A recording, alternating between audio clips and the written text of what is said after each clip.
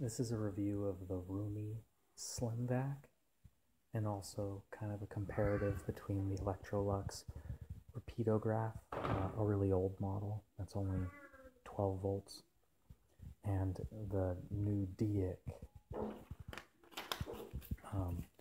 2-in-1, the EV660.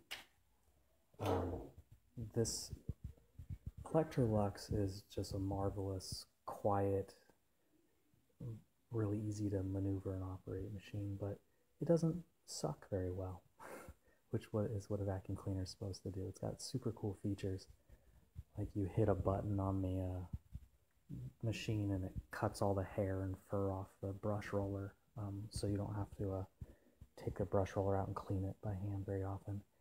The cup change is probably the coolest one I've ever seen, as the filter is just amazing.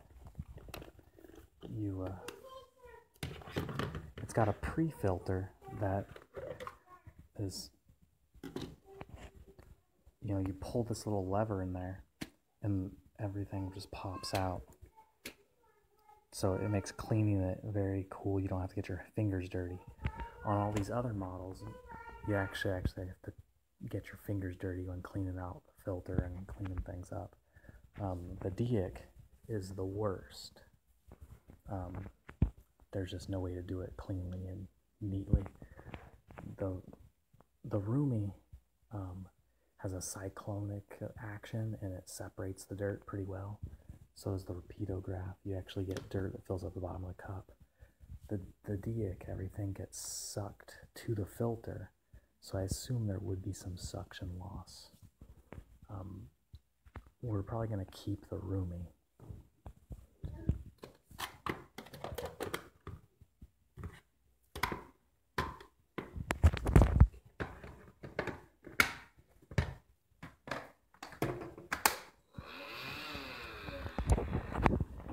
So here is the feature I like the best about the old one, is when you turn, it's a 1-to-1 ratio for maneuverability, and it just makes running this thing just perfect and amazing.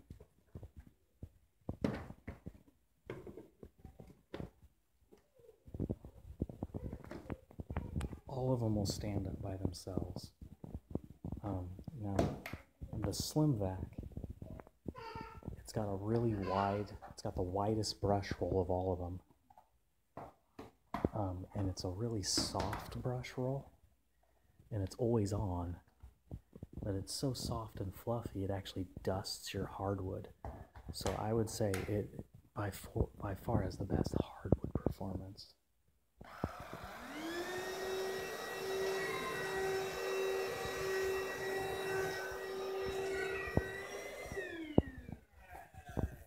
And initially, it was the loudest of them all, but it got quieter after about 3 or 4 uses.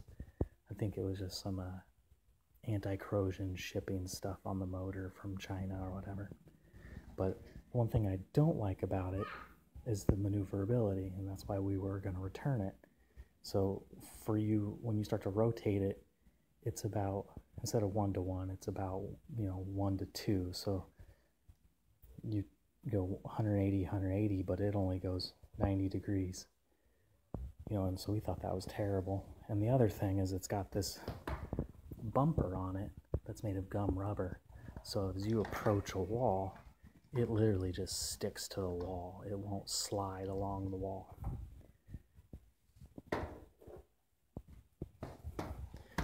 It has this cyclonic filter, and it separates the dirt pretty well, and it's fairly easy to clean, and it's washable. It's got a 2-part pre-filter, and it's washable. This is what the filter for the DIC looks like, and it's washable too. It just gets real dirty really fast. Now the DIC is the worst for maneuverability. It actually goes 180, and barely moves at all. So to turn this thing, you know, it's I'm wanting to go forward and it just, I don't know, it's just pretty awful to maneuver. It does have the coolest buttons for up, down, and turning off the brush roll. None of the other models you could turn off the brush roll separately. Its brush roll is the loudest on hard. So this is the vacuum. Super cute, very lightweight. Push this button here and then this pops out. You see there's nothing in there. Okay. Clip it in. And then got 2 speeds. Super lightweight, so it's easy to use. I have arthritis in my wrists and my fingers. And it helps tremendously to have the lightweight vacuum.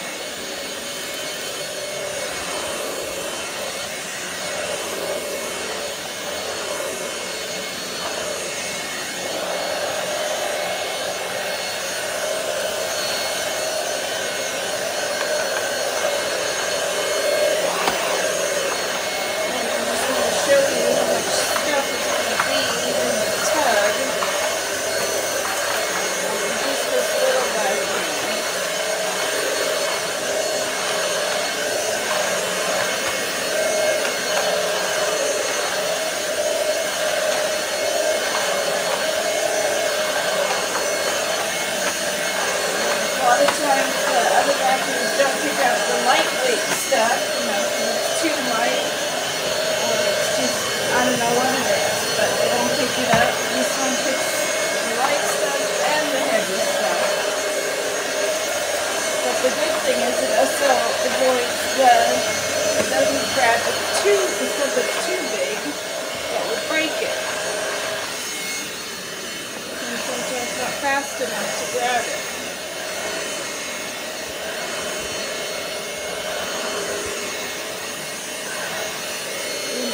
Nice and it's in there perfectly.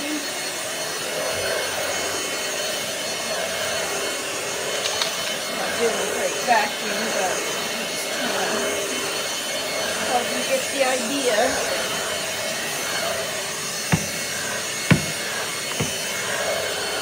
Okay. Whoops! Oh my goodness, that wasn't good. Pop it out. Look at that, you guys. Watch this.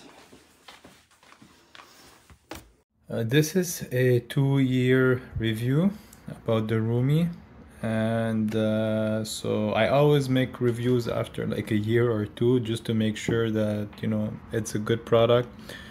I would say this is a good product, but for the time that it's gonna hold.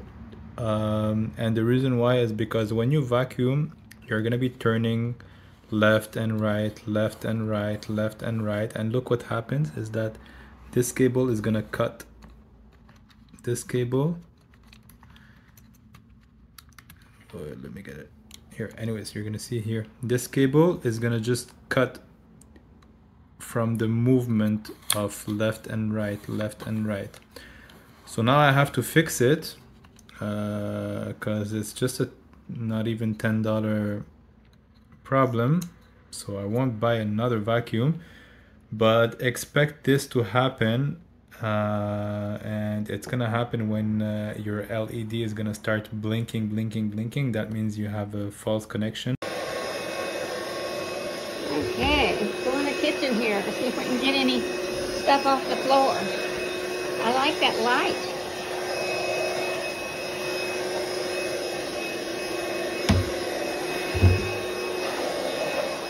Picking everything up. Let's go over here, look at all this stuff on the floor over here and see if we can get it.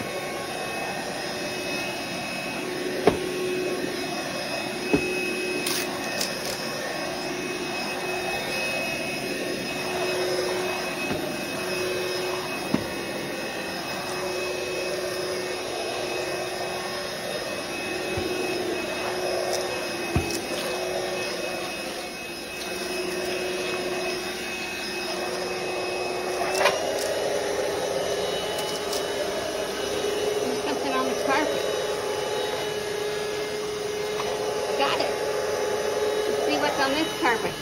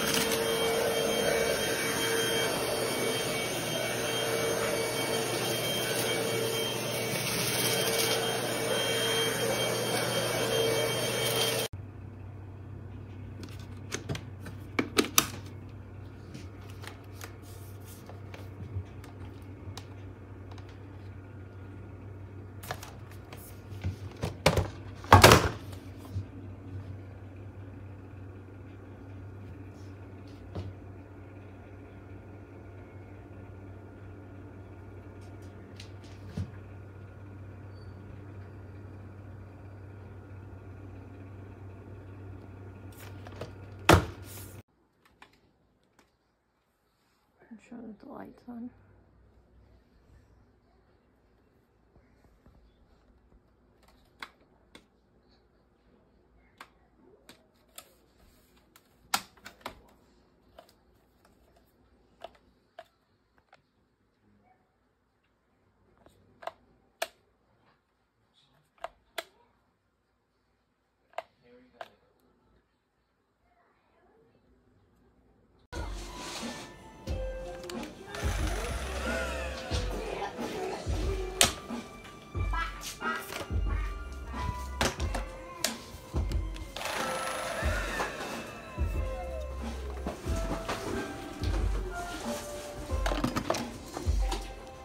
And it shows that it's charging. It's been charging for days. And yet it's still will not come on. As you can see, the light is on to the vacuum, but it is not working at all. It's fully charged. When I press the button to go into the turbo, it does not turn on at all. Now it's off. So one more time. It charges. So Yeah.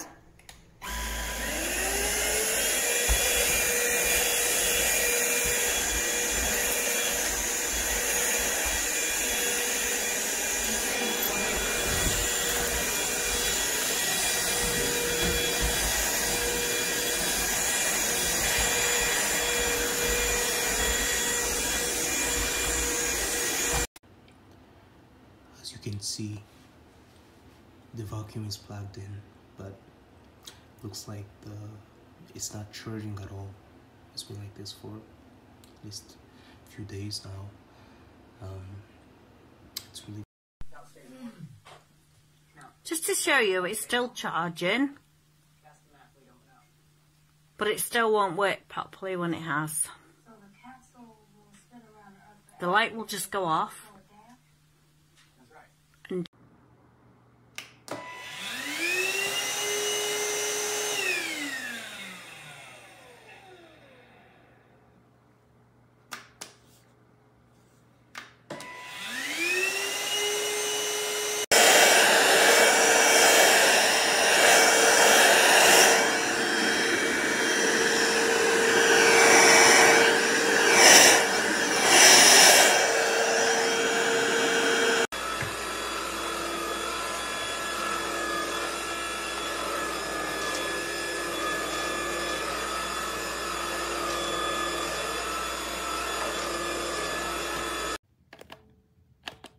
it's not working.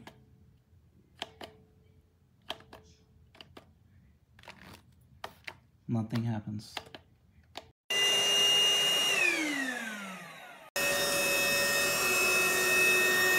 go.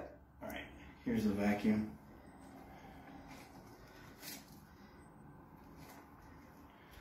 Got a button on the handle.